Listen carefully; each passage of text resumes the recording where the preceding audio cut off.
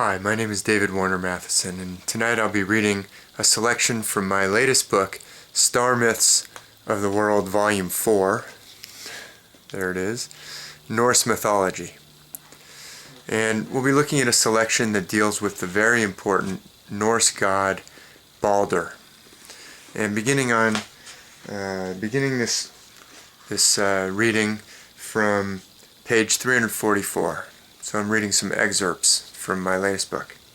Beginning on page 344, let's examine the celestial foundations for the elements of the retrieval story present in the Baldr myth. Or we'll look at some celestial foundations for the Baldr myth. I'll be skipping a little bit.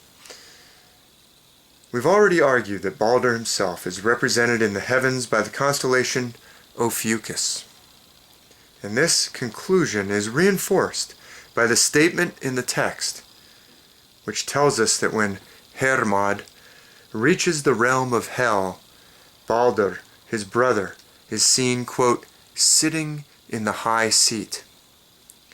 We've already seen evidence that the high seat of Odin in Asgard, the Hlidskjalf, is visible in the sky as Ophiuchus. So this description of Baldr, sitting in the high seat in the underworld, when Hermod arrives, appears to be added confirmation that Baldr is associated with Ophiuchus as well. And now skipping ahead a little to page 352, continuing this discussion. Like Eurydice and Dionysus and even Christ on the cross, Baldr corresponds to the figure of Ophiuchus in the night sky.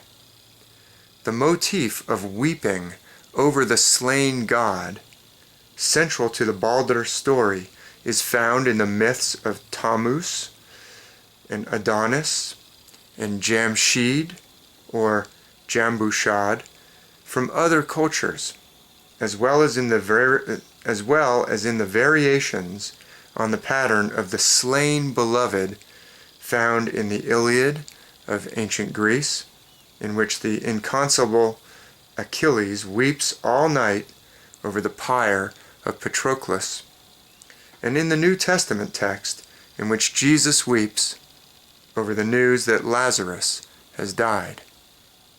Although scholars in recent centuries have insisted upon seeing in the Baldr myth an importation, or at least an influence, from the version of literalist Christianity which was spreading across Europe in the centuries leading up to the violent conversion of the men and women of the far northern European lands, it would seem to be equally accurate to argue that the Baldr myth contains clear parallels to the Dionysus myth, the Tammuz myth, the Jamshid myth, and even the Eurydice myth. Now skipping ahead a little bit further to continue the discussion on page 355. The myth of Baldr is thus shown to fit within an extensive array, even an implex, to use a term from Hamlet's Mill, of connected myths from cultures around the globe, all of them centered on the region of the sky containing the constellation Ophiuchus, and often featuring the oikotype of the descent into the underworld in a usually futile attempt to retrieve the beloved from the realm of the dead. In the discussion at the conclusion of the chapter entitled The Retrieval from the Dead, in my 2017 book, Astrotheology for Life,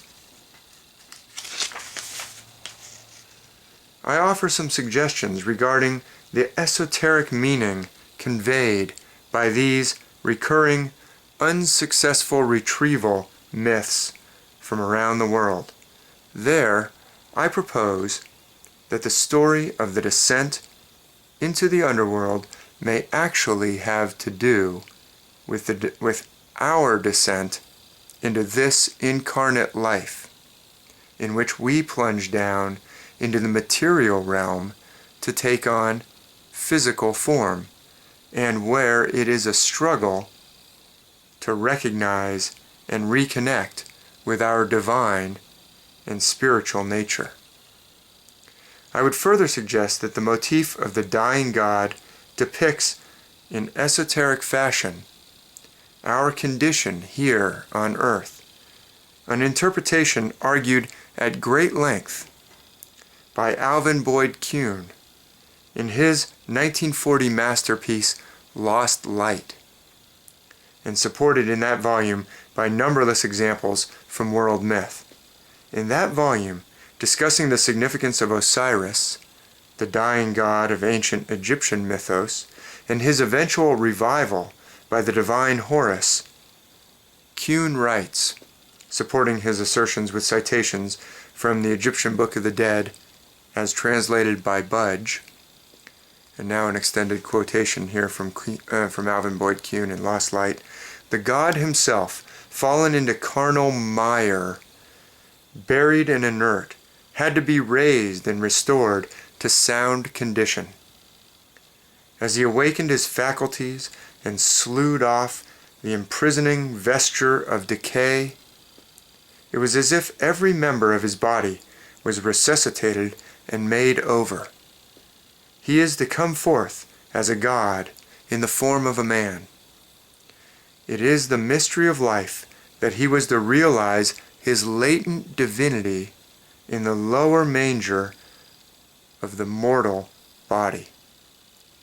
It is said of him, and this is a quotation from the Budge translation of the Egyptian Book of the Dead, quote, "The secret dwelling is in darkness in order that the transformation of this God may take place," end quote. The seed, this is continuing now with Kuhn's extended quotation, the seed must germinate in the dark earth.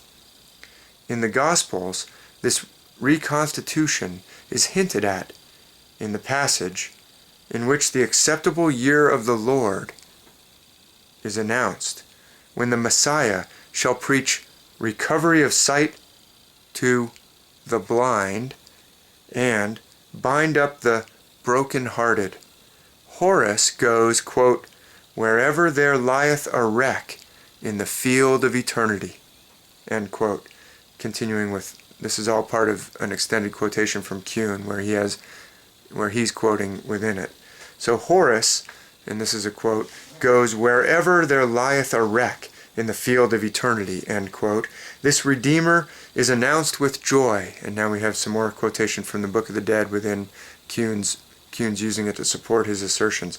So here's a quotation from the Book of the Dead. "Hail, Osiris! Horus makes thee to be joined to the gods. He brings to thee the gods in a body. None among them escapes from his hand. Horus loves thee more than his own offspring. He unites thee to those of his own body. Horus makes his Ka to be in thee.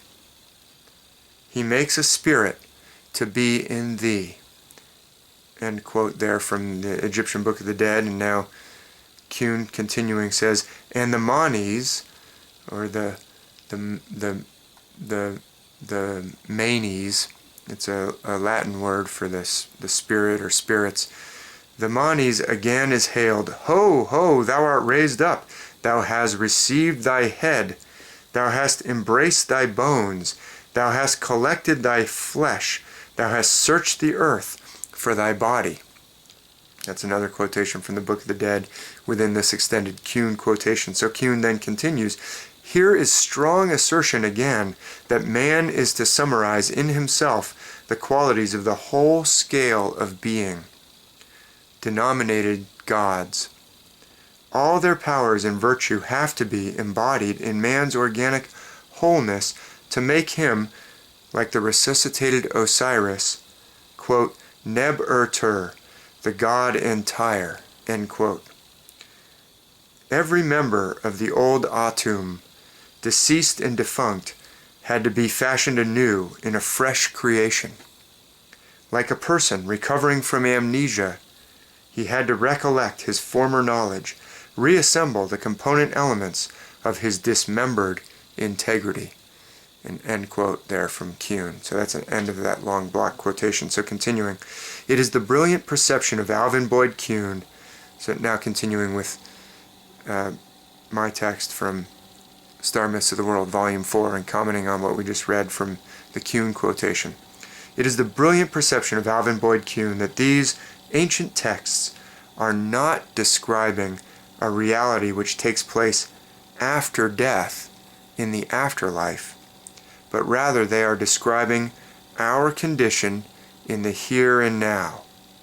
The dying God, the God, quote, buried and inert, end quote, and suffering from amnesia, represents our present condition in this incarnate life.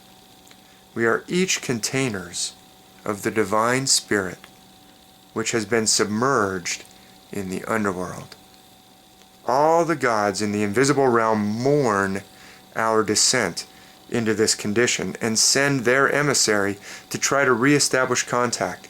The very same pattern found in the ancient texts of the Egyptian ritual is strongly evident in the story of Baldr in the myths of the farthest northern Europe, as well as in the myth pattern as it manifests itself in the Kojiki of ancient Japan, in the story of Izanagi and Izanami, and in the so-called Orpheus myths of the native cultures of the North American continent. When the Egyptian Book of the Dead declares, in the translation cited by Kuhn in the passage above, that the spirit of the deceased, that is, the Manes, has, quote, searched the earth for thy body, it is describing our sojourn here, in this incarnate life. In a pattern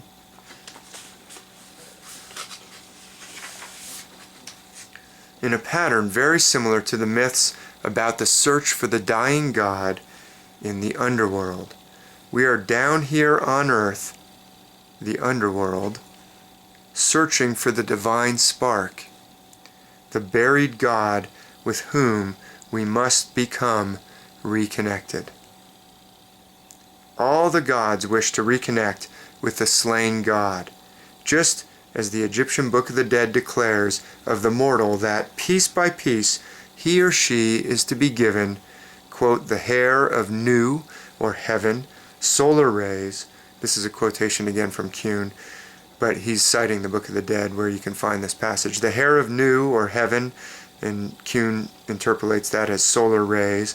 The eyes of Hathor, the eyes of Hathor, the ears of Apuat, the nose of Kenti Kas, the lips of Anup, the teeth of Sek, the neck of Isis, the hands of the mighty lord of Tatu, the shoulders of Neith, and so on, until, quote, there is not a limb of him that is without a god.